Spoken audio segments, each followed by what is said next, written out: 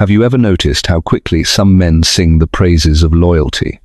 How often they say they value it above all else, how they insist that loyalty is the cornerstone of love, the proof of devotion, the thing they just can't find anymore. But listen carefully. Not to the words they use, but to the cracks between them, to the way their eyes flicker when they're asked to show up with the same kind of consistency they demand, to the way they flinch when loyalty no longer means obedience. But before we dive into the mystery of loyalty in men, hit that subscribe button for more facts like this one. Many men say they want loyalty. What they really fear is the kind of loyalty that holds up a mirror. One that asks, not for submission, but for reciprocity. Carl Jung once said, "Your vision will become clear only when you look into your heart. Who looks outside, dreams. Who looks inside, awakens." And that is where this story begins. Not in the dreams men sell about what they want from women, but in the silence of what they fear within themselves. Because loyalty, in its rawest, truest form, requires depth, requires accountability, requires the kind of self-awareness that cannot be faked or delegated. And that is a terrifying thing to those who have never looked inward. They say they want a woman who stands by them through it all. And yet, when she does, when she stays through the unraveling, through the grief, through the inconvenient truth, something inside them recoils. Not because she failed them, but because she saw them, completely, without flattery, without illusion. And suddenly, her loyalty becomes uncomfortable, because it is no longer blind. It is conscious. It sees the shadow. It speaks the unspeakable. It says, "I see you hurting yourself, and I will not pretend not to notice." But here's the truth. Most never say aloud. Many men equate loyalty with silence, with appeasement, with a kind of devotion that asks nothing in return. Because to them, love was always a transaction cloaked in romance. It's not that they're incapable of feeling deeply, it's that depth threatens the structure they've built to survive. A structure that depends on them never being wrong, never being vulnerable, never being truly known. So when a woman dares to love them with eyes wide open, when her loyalty comes with clarity, not codependence, they panic. Carl Jung wrote extensively about projection, the unconscious process by which we attribute our disowned qualities to others.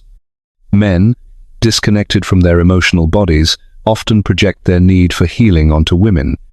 They label her the crazy one when she cries, the needy one when she asks for connection, the ungrateful one when she refuses to be gaslit.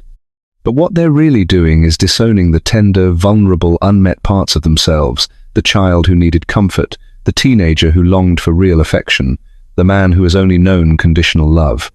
When she stays not to fix, but to witness, she becomes a mirror, a sacred threat to the persona he's clung to for decades. And many men don't know how to look into that mirror without shame, without rage, without retreating, because no one taught them how to metabolize discomfort. They were taught to conquer it, to bury it, to pretend it never existed. So they shut down, they blame, they run. But here's the paradox: what they're running from is the very thing they crave. Intimacy, truth, a loyalty so grounded it can't be manipulated. The kind that says, "I won't leave when it's hard, but I also won't lie to make you feel comfortable." That kind of love feels like a storm at first, but it's the only kind that leads to calm.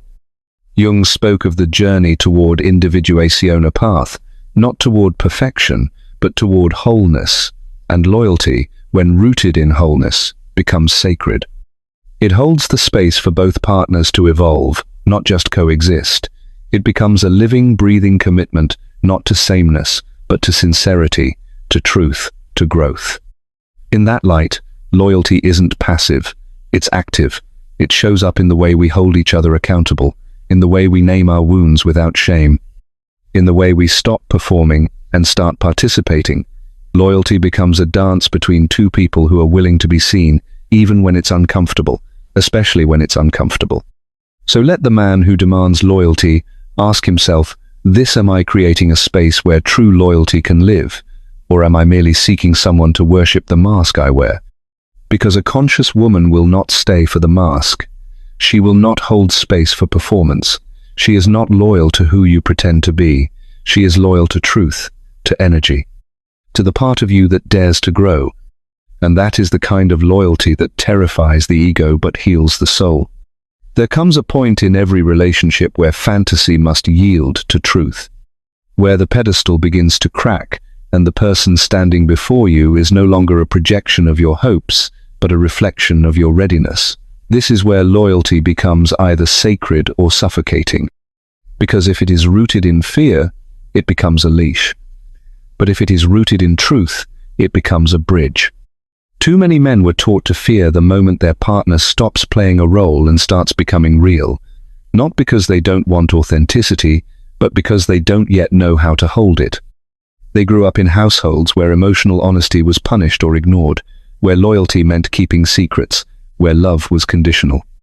So now, when a woman refuses to keep quiet, when she names what isn't working, when she holds a boundary, they confuse her integrity with betrayal. Jung taught us that what we deny within ourselves, we chase in others. Men seek loyalty because they do not trust their own emotional compass. They want a woman to stay, not because the relationship is whole, but because they don't yet believe they are whole without her, and so they call her loyalty when she sacrifices, when she overfunctions, when she silences herself. But if she dares to evolve, if her growth outpaces, his ego becomes threatening, disloyal, disruptive. This is the cost of unconscious loyalty. It asks for your shrinking, and conscious women are no longer willing to shrink. A truly loyal woman will not betray herself to prove her devotion. She will not turn off her intuition to protect your illusion. She will not stay to keep the peace when the peace is performative. Her loyalty is not quiet compliance. It is a full-bodied presence. She listens with her whole spirit. She loves with her whole chest. And when something feels off, she speaks not to accuse, but to invite clarity. And yet, many men hear that clarity as criticism, because they are still loyal to their wounds, to their conditioning, to the story that says masculinity means dominance, not depth. To meet a woman's truth without defensiveness requires a level of emotional literacy. Most were never taught, but it is not too late to learn. This is the invitation, to see loyalty not as a test she must pass, but as a vow you both embody. To stop asking if she'll stay no matter what, and start asking how you can show up in a way that makes staying meaningful. Because a woman's loyalty is not a gift to be demanded, it is a mirror. And when she turns away, it is often because she sees that you've stopped seeing yourself. There's a quiet power in a woman who knows the difference between endurance and betrayal, who understands that staying silent for the sake of keeping him is not love, it's abandonment of self. Carl Jung believed that the journey toward wholeness required facing our personal shadow. For many men, the woman who loves them fully and fiercely is the shadow's light. She exposes everything hidden, his unmet needs, his insecurities, his unexamined beliefs, and in doing so, offers the rarest form of loyalty, liberation. But liberation is not always gentle. It does not always come in sweet words or soft tones. Sometimes it arrives like thunder cracking through the illusion. Sometimes it looks like her walking away not because she stopped caring, but because she started remembering herself. The truth is, loyalty is not proven in how long someone stays. It is proven in how deeply they engage while they're there. Is she growing beside you, or disappearing in your shadow? Is she free to feel, to express, to evolve? Or does your version of loyalty require her erasure? Too many women have been called disloyal simply for refusing to participate in their own silencing. Too many men have labeled confrontation as conflict, feedback as disrespect, and boundaries as abandonment. But what if the moment she challenged you was the moment she was most loyal? What if her willingness to be honest even when it hurt was a sacred offering, not an insult? Jung would remind us, everything that irritates us about others can lead us to an understanding of ourselves. Her questions, her voice, her refusal to pretend, these are not betrayals. They are invitations, portals to intimacy. If only you are willing to look inward rather than lash outward. Loyalty, when mature, becomes a collaboration, not a contract. It requires both people to hold the mirror, to admit when they're wrong, to repair, not retreat, and most of all, to let go of control in favor of connection. So the next time you think, she changed, consider this. Maybe she didn't change. Maybe she just stopped pretending. Maybe she became loyal not to your comfort, but to her truth. And maybe that's the most honest love you'll ever be offered. Because the woman who chooses herself while loving you is the one who teaches you what real loyalty feels like. It's not passive, it's not pretty, but it is powerful. And if you're brave enough, it will change you too. Let's talk about fear. Not the loud kind, not the kind that slams doors or raises voices. No, the fear that dismantles relationships is quieter. It's the fear of being seen too closely. It's the fear of being unmasked. Carl Jung said, "People will do anything, no matter how absurd, in order to avoid facing their own soul."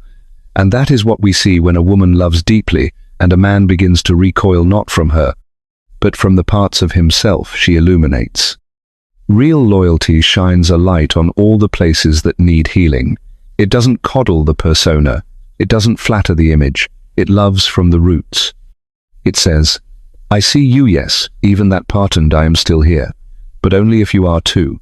Only if you can stand to meet your reflection without running." Too often men ask for loyalty without realizing they are demanding secrecy. "Stay with me," they say. But what they mean is, stay and keep my shame hidden. Stay and never mention what hurts. Stay and be grateful, even when you are shrinking. And women, conditioned by centuries of silence, have done just that, until now. Now we are watching a shift. A generation of women no longer content to sacrifice their voice for proximity. A rising of feminine consciousness that understands loyalty not as endurance, but as alignment. She stays when it is mutual. She leaves when it becomes martyrdom. And her departure is not a betrayal, it is a boundary. Men who mistake boundaries for disloyalty will always be haunted by abandonment, because they have not yet made peace with their own inner child, the part of them that was once left, dismissed, or told to toughen up. The part that still believes love means never being questioned, never being challenged, never being asked to grow. But love is not a hiding place. Love is a catalyst, and loyalty, real loyalty, is its fiercest guardian. It will not let you stagnate. It will not let you lie to yourself. It will not let you use someone else's devotion as an escape from your evolution. So ask yourself, are you truly ready for a loyal woman? Because she will not let you stay asleep. She will not praise your armor. She will ask for your presence, not your perfection. She will want your truth, not your theatrics. And when you falter, she will meet you there, but only if you are honest. This is the sacred task of modern masculinity, to reimagine loyalty not as dominance, but as depth, not as possession, but as partnership, not as protection from pain, but as permission to heal. Anything less is performance. And performance cannot hold love. There is a profound stillness in the woman who no longer performs for approval. She doesn't need to win you over. She doesn't bend herself backward hoping to be chosen. Her loyalty is not something she gives in exchange for validation. It is something sacred, an extension of her wholeness, not a strategy for survival. Carl Jung taught that every soul contains both masculine and feminine aspects, and true harmony arises when these inner forces are reconciled. The loyal woman has done her inner work. She has danced with her shadow. She has grieved her own betrayals. She knows how to sit with discomfort without reaching for distraction. So when she chooses to stay with you, it is not out of fear. It is not out of dependency. It is a conscious act of courage. She knows how easily love can turn into a cage when it's wrapped in ego. She knows how quickly loyalty can be weaponized, how men can ask her to be faithful not to love, but to their avoidance, their silence, their unchecked power. And she refuses, not because she lacks devotion, but because her devotion begins with truth. Loyalty without truth is a performance. Loyalty without freedom is captivity. And the woman who has reclaimed herself will never again confuse love with servitude. Men who are not ready for this depth often try to diminish her. They call her cold for holding boundaries, dramatic for naming pain, ungrateful for wanting more. But what they're really saying is, I want you to love me, but not in a way that costs me anything. They want her to be the mirror that flatters, not the one that reflects. Yet she reflects, not out of malice, but out of clarity. And in her reflection, you will see the places you've abandoned yourself, the mask you forgot you were wearing. The little boy inside you who was never taught to feel, and that is terrifying until you realize it is also liberating. Because a woman who holds you accountable is not your enemy, she is your ally in awakening. Jung said, "The privilege of a lifetime is to become who you truly are." A loyal woman does not stand in the way of this becoming, she stands for it. She asks the hard questions. She sees beyond your performance. She loves the man you're becoming more than the persona you cling to. And so, you must ask yourself, do you want loyalty or do you want comfort? Do you want truth or do you want control? Do you want a woman who stays silent or one who sings your soul back to life? Because you cannot have both. And the loyal woman is done choosing silence just to be chosen. The modern woman has learned to read between the lines. She's heard the word loyalty used as both a promise and a prison. She's seen men celebrate it when it silences her and curse it when it sets her free. But she no longer confuses peacekeeping with peace. She no longer thinks her silence protects love. She knows now real love welcomes her voice. Carl Jung believed that every relationship is a psychological journey, that the other person acts as a canvas onto which we project the unacknowledged parts of ourselves. When a man demands loyalty without offering reflection, he is often asking her to carry his shadow, to hold his pain, to protect his ego, to manage his feelings so he doesn't have to. And for a time, she may have done it, not because she was weak, but because she believed in potential, because she loved the story they could become. But eventually, something inside her begins to ache. Not for revenge, not for rebellion, but for reunion with herself. Because loyalty to another should never require betrayal of self. Too many men say they want a woman who stays no matter what. But the truth is, that kind of staying isn't loyalty, it's fear. Fear of abandonment, fear of discomfort, fear of change. Real loyalty stays when there is respect, when there is reciprocity, when both people are willing to grow, not just together, but individually. And that kind of loyalty, it's not fragile. It doesn't crumble under truth. It expands because of it. A loyal woman will ask the uncomfortable questions. She will name what isn't working. She will want conversations that stretch beyond surface level. And not because she's trying to control you, but because she refuses to build a life on silence and assumptions. Jung taught that the path to wholeness is paved with integration. And in love, that means bringing all of yourself, your fears, your dreams, your regrets, your longings into the space. Not hiding them. Not outsourcing them. Not asking her to carry them alone. When you meet a woman like this, don't punish her for the mirror she holds. Don't shrink from the questions she asks. Don't mistake her clarity for cruelty. She is not here to break you. She is here to break the illusion. Because she knows the cost of loving a man who won't meet himself. She's paid it before, and she won't pay it again. So if you say you want loyalty, be sure you're ready for what that really means. It means showing up whole. It means listening, not just reacting. It means taking off the mask and doing the work not for her, but for you. Because she's not loyal to your comfort, she's loyal to your becoming. And that kind of loyalty, it doesn't just change relationships, it changes lives. A woman who's tasted her own power cannot unknow it. She may bend for love, but she will never again break for approval. She may soften, but she will not shrink. Her loyalty is no longer a leash, it is a ladder. One that ascends only when both hands are willing to climb. Carl Jung spoke of the anima and animuste, inner feminine and masculine energies that must come into balance for us to feel whole. In relationships, these forces dance in constant negotiation. The loyal woman does not want dominance. She wants partnership, not power over, but power with. And when she meets a man who demands to be obeyed more than understood, she does not fight him. She simply steps away. Because she knows obedience is not love, compliance is not commitment. She's done confusing control with care. There was a time when she would have stayed, when she would have rationalized the red flags, excused the withdrawal, overcompensated for the lack of emotional presence. But now she sees clearly. And she no longer bargains with clarity. You see, the loyal woman is not hard. She is honest. She is not cold. She is clear.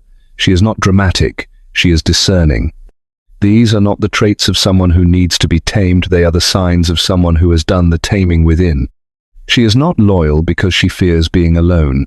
She is loyal because she values depth, because she knows that real love requires the death of the ego.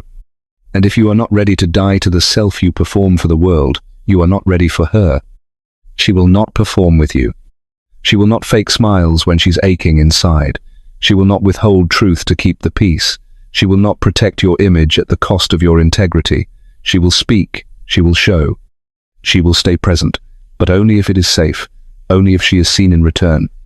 Men often ask why women change when they become secure in a relationship, but the truth is, they don't change, they unfold, and the unfolding is not always pretty. It brings wounds to the surface. It reveals the parts still healing. It invites you to hold space, not solve, to witness, not fix. And if you're not prepared for that kind of intimacy, you will see her as too much when really, she's just becoming real. Loyalty is not about staying the same. It's about staying honest, staying human, staying connected, even as you both change. The loyal woman evolves. She will outgrow her own patterns. She will question the old roles. She will reach for better, and she will want you to come with her. But she will not wait forever. Because the loyalty she gives you must match the loyalty she holds for herself. To stand beside a loyal woman is to be invited into radical honesty. She is not looking for perfection, she is looking for presence. She does not need you to know everything, only to admit what you do not yet understand. She does not expect you to heal overnight, only to stop pretending you are not hurting. Carl Jung believed that healing begins where the wound was first created. For many men, the original wound came from being told that emotion is weakness, that needing love is feminine. That vulnerability is dangerous, and so they built masks, strong, stoic, self-sufficient. But the loyal woman does not want the mask, she wants the man. She will not beg for your soul while you hide behind a smirk. She will not chase your heart while you feed her half-truths. She will not offer the full weight of her presence to someone only offering performance. Because she knows her worth now, and her loyalty, it is not up for negotiation. She's watched men claim to love her while being terrified of her depth. She's heard promises of forever that collapsed the moment she revealed her truth, but still she stayed soft, still she stayed open. Until the day she realized that loyalty must be rooted in reality, not fantasy. You see, the man who wants real loyalty must prepare himself for real work, not performative growth, not curated introspection, but the messy, terrifying, beautiful work of looking in the mirror and not flinching, of saying, this is where I hurt people, this is where I lied to myself, this is where I want to be better. The loyal woman doesn't need perfection. She needs your honesty. She doesn't need you to know how to hold her every time. She needs you to try, to stay present when it would be easier to shut down. To say, I don't know how, but I'm willing. Because she has held enough relationships on her own. She has stitched enough holes in the fabric of connection.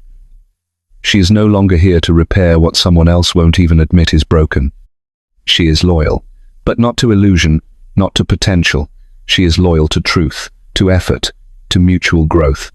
Jung said, until you make the unconscious conscious, it will direct your life and you will call it fate. And many men call it fate when their relationships fall apart. When their partners suddenly changed. When the woman who once adored them now demands more. But this is not fate. This is consequence. This is the mirror finally refusing to lie. And only those who choose to look into it will find what they've always been seeking, a love that doesn't just soothe them, but saves them from themselves.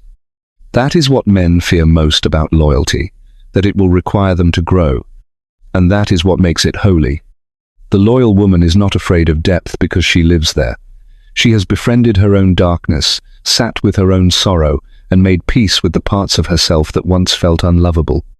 She is not asking for a man to complete her, she is asking for a man who can meet her, fully, authentically, presently. She has no interest in being adored from a distance.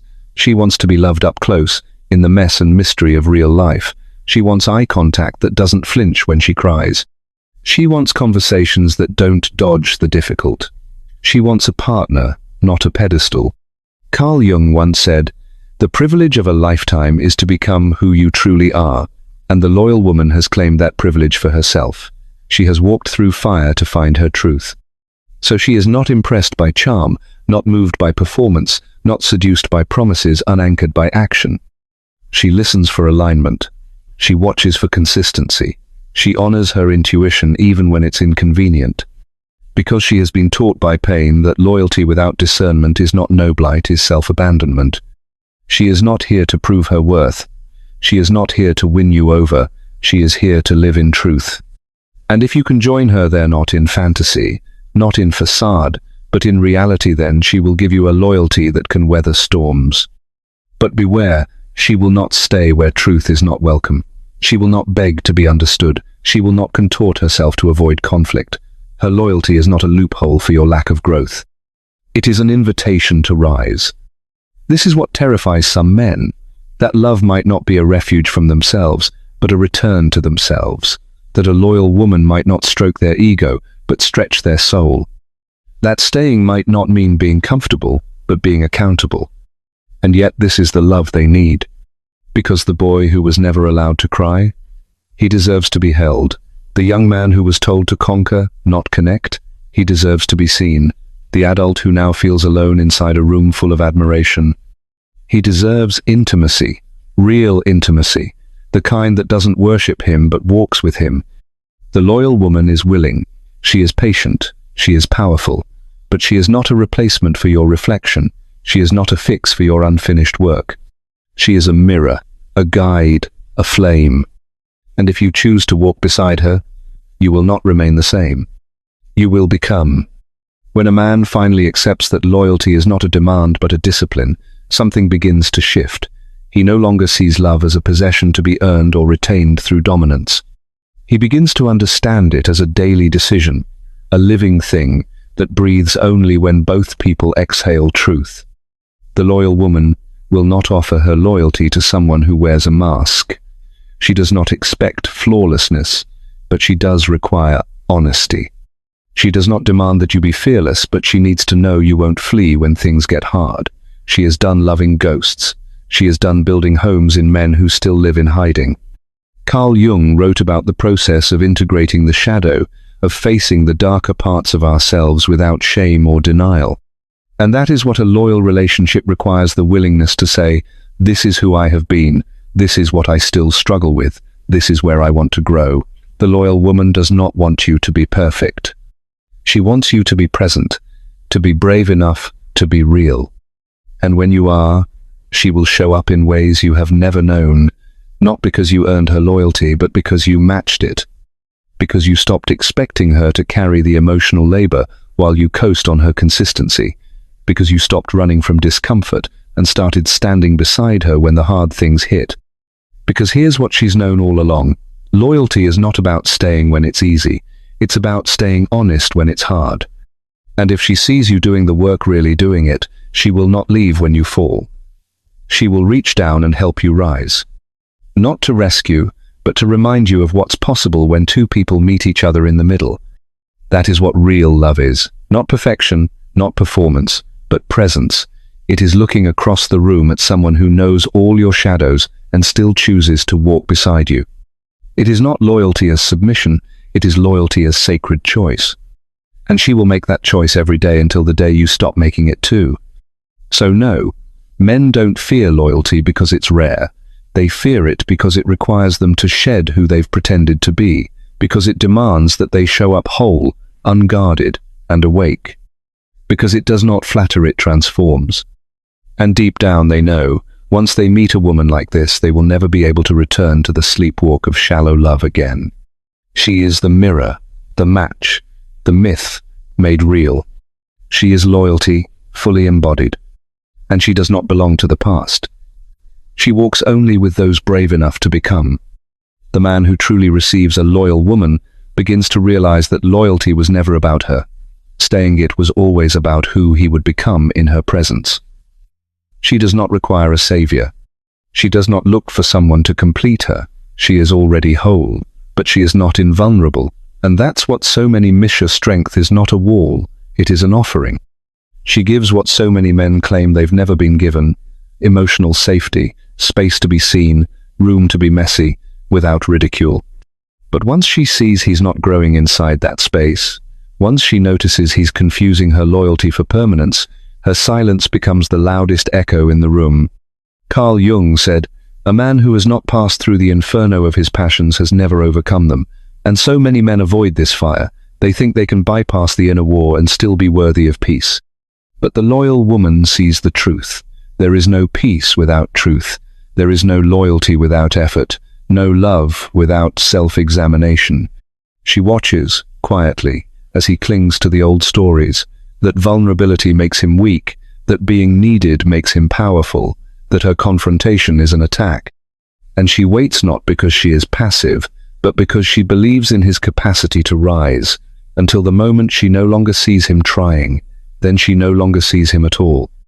Men often say they were blindsided when she left, that everything seemed fine, but what they missed were the thousands of moments she adjusted, shrank, overcompensated, all while hoping, praying he would notice. And when he didn't, she did what she had to do, not because she stopped loving him, but because she started loving herself more. This is the quiet revolution of the loyal woman. She will give and give and give until the day she remembers she never had to beg someone to receive her love properly. That loyalty given to someone not doing the work is not loyalty at all, it's martyrdom. And she is done dying to make someone else feel whole. So what does the man do then? When the silence replaces her voice? When the mirror is gone? When the warmth he mistook for permanence fades into memory? He either blames her, or he begins to remember what she tried to show him, begins to unpack the parts of himself he refused to face, begins, finally, to do the work. Some never do. But some, they rise. He rises slowly at first, unsure of his footing in this unfamiliar terrain of truth. The noise of old conditioning still rings in his ears: be strong, don't feel, don't need. But her absence has become louder than all of it, and for the first time, he doesn't run from the silence. He sits in it. He listens. He begins to recall the moments she stood beside him with eyes that didn't just see but understood. The way she stayed during storms, not because she had no place to go, but because she believed in weathering things together, and it dawns on him that loyalty wasn't her weakness, it was her compass, her strength, her silent demand for reciprocity. Carl Jung once said, "One does not become enlightened by imagining figures of light, but by making the darkness conscious." And so he starts to notice his patterns, not to punish himself, but to understand them. Why he pulled away when things got close, why he mistook her clarity for criticism, why he called her emotional when she simply asked for truth. He begins the work she had long hoped he would start, not to win her back, but to find himself, because deep down, beneath the armor and bravado, he always knew something was missing. And now he knows what it was: wholeness. And if fate is kind, and the timing divine, she may witness this becoming, but even if she never returns, she will have been the spark, the one who disrupted the sleep. The one who said, "I will not abandon myself just to stay with you." She was not punishing him. She was protecting herself. She was not walking away from love. She was walking toward real love, starting with her own. This is the part of the story men rarely tell, that her leaving wasn't betrayal, it was truth. That her absence was not revenge, but revelation. That her loyalty was never gone, it simply refused to live where lies were fed. He now knows. Loyalty is not about staying through anything. It's about standing for something, for truth, for growth, for shared becoming. And he rises into a man who can finally offer what she once did, not as a performance, but as a path. Because now he knows the way. There's a quiet power in a man who no longer sees love as a reward, but as a reflection. He no longer asks what a woman owes him, but what he can co-create. The boy who once needed loyalty to feel valuable now understands that loyalty only exists between equals. It is not bought, it is not begged for, it is built. And it is sacred. The man who does this work walks differently. He listens to women differently. He no longer filters their words through his wounds, but through his willingness. He doesn't fear their strength, because he's met his own. And he doesn't silence their truth, because he's made peace with his. Carl Jung called this the integration of the animath feminine within the masculine, not to be subdued or conquered, but embraced. For every man holds within him the capacity for compassion, intuition, and depth. But these were once carved out of him in the name of masculinity. Now he reclaims them. He remembers that the woman who asked for more wasn't asking him to changes, he was asking him to reveal. She wanted to meet the man beneath the armor, not the role he was performing. And he begins to forgive himself for all the ways he misunderstood love, mistook power for presence, confused control for connection. In this new way of being, he offers loyalty not to prove his worth, but to express it. His love is no longer conditional, his attention no longer transactional. He doesn't stay to be needed. He stays because he chooses. And when he meets a woman, new one like her, or perhaps her again, he does not shrink from her clarity. He welcomes it. He mirrors it. He meets her gaze without flinching, without fear, because he knows what it cost her to be that honest, and he honors it. Together, they create a new kind of loyalty, one rooted not in fear of loss, but in reverence for growth, not in obedience, but in devotion, not in permanence, but in presence. And this, finally, is the love they both deserved. Not a fantasy, but a foundation. Not possession, but partnership. Not performance, but truth. The woman who once had to leave to be heard may not return, but her echo lives in every space where real love is now practiced. She is the ghost of awakening in relationships that dared to remain asleep. The proof that loyalty is not something to be demanded, but earned. And once lost, it is not easily retrieved, because once a woman reclaims herself, she does not trade that freedom for proximity again. She doesn't look back with bitterness, she looks forward with clarity, because everything she gave in full. She was never half there, never conditional, never performative. And so, her leaving was not abrupt, it was the culmination, the final truth. Jung taught that the unconscious becomes destiny when left unchecked. And for many men, the unconscious belief that they are owed devotion by default shaped the ruin of everything they claimed to cherish. But once the mirror shattered, once she walked away, they were left to face themselves alone. Some collapse, others rebuild. And in the rebuilding, they find fragments of her in every step, of strength in the discipline it takes to show up daily, her insight in the questions they now dare to ask, her boundaries in the lines they now refuse to cross. She becomes the quiet mentor of their transformation. This is not romanticism, it is reality. A woman who loves deeply but walks away with dignity leaves an imprint that no shallow affection can erase. Her loyalty did not die, it evolved. It transmuted into a lesson, a blueprint, a calling. And so, the man who once feared her loyalty because it required too much of him comes to cherish it, years later, as the greatest gift he squandered, not because she was perfect, but because she was true. She asked for wholeness, not worship, for partnership, not performance. And now, finally, he understands. Loyalty is not what binds two people together. It is what frees them to grow together. And without that freedom, there is only illusion, control, imitation. But with it, there is the kind of love that does not collapse when challenged. The kind that endures because it evolves. And maybe one day, in a quiet room or during a pause in conversation, he'll speak her namino to win her back, not to make a grand gesture, but simply to honor the path. He'll say, "She was the one who showed me what loyalty really meant." And the room may not understand, but he will. Because that kind of loyalty, the kind that disrupts, heals, calls for this, not meant to be explained. It's meant to be lived, meant to be earned, and when it is, it changes everything. It alters the way a man speaks, the way he loves, the way he walks through the world. He no longer fears the mirror, he welcomes it. Because he knows that only in truth can love breathe, only in mutual awakening can it thrive. And he no longer seeks a woman to heal his wounds, to fill his voids, to play the roles he inherited from childhood dreams. He seeks a partner, a presence, a peer. And when he meets her woman who does not cower before his shadow, nor chase his light, recognizes her not as an escape, but as a companion. He does not promise forever, but he shows up for now, fully, completely, consciously. Carl Jung would call this the union of opposites, an alchemical marriage of soul and psyche, of masculine and feminine, of shadow and truth. And though it sounds mystical, it is deeply practical. It is the way real relationships work, not through fantasy, but through effort, not through control, but through communion. She no longer fears being called disloyal, because she knows what she gave, and he no longer fears losing her, because he knows love cannot be kept, it can only be shared, moment by moment, breath by breath. This is what men truly fear. The realization that loyalty is not about someone staying with them regardless of their behavior. It's about someone walking beside them because of who they are choosing to become. And once a man learns that, he is no longer afraid of loyalty. He becomes it.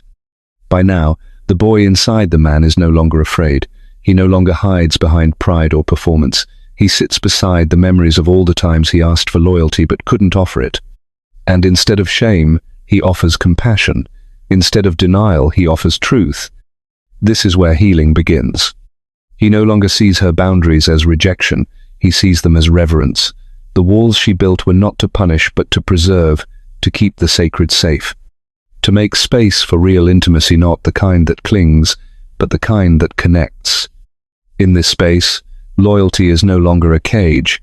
It's a choice, a daily decision to be with, not because of obligation, but because of alignment. He is no longer interested in partners who say yes to everything, but in those who say yes to truth even when it's hard, even when it challenges him. And the woman who once walked away? She walks freely now, not bitter, not vengeful, just rooted in herself, in her clarity, in the knowledge that she did not lose him, she found herself, that her loyalty was never wasted, it was just misread. She no longer seeks to be understood by those who never listened.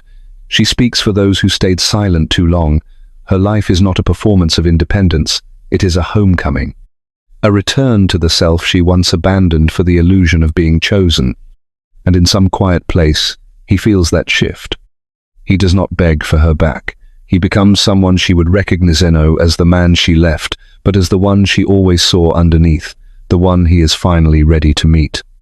And maybe, just maybe, their paths cross again, not as echoes of the past, but as testaments to transformation. Because when men stop fearing loyalty that challenges them, and women stop fearing that they are too much for love to hold, something beautiful happens. They meet as equals, as mirrors, as truth, and from that place, the world begins to heal. In that healed space, neither loyalty nor love is feared, neither is wielded as a weapon. They are not currencies in an emotional economy, but expressions of something sacred. Loyalty now is not a vow shouted into chaos. It is a calm promise made with eyes wide open. A man no longer needs loyalty to feel worthy. He feels worthy, so he gives it. He shows up not to impress, but to be real, to be responsible, to be present. And when a woman arrives who lives from that same clarity, their love does not explode, it deepens, quietly, steadily, without the firework of trauma, but with the warmth of truth. They understand now, loyalty isn't staying when it hurts, or forgiving the unforgivable.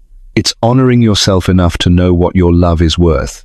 It's standing still when manipulation tempts you to chase.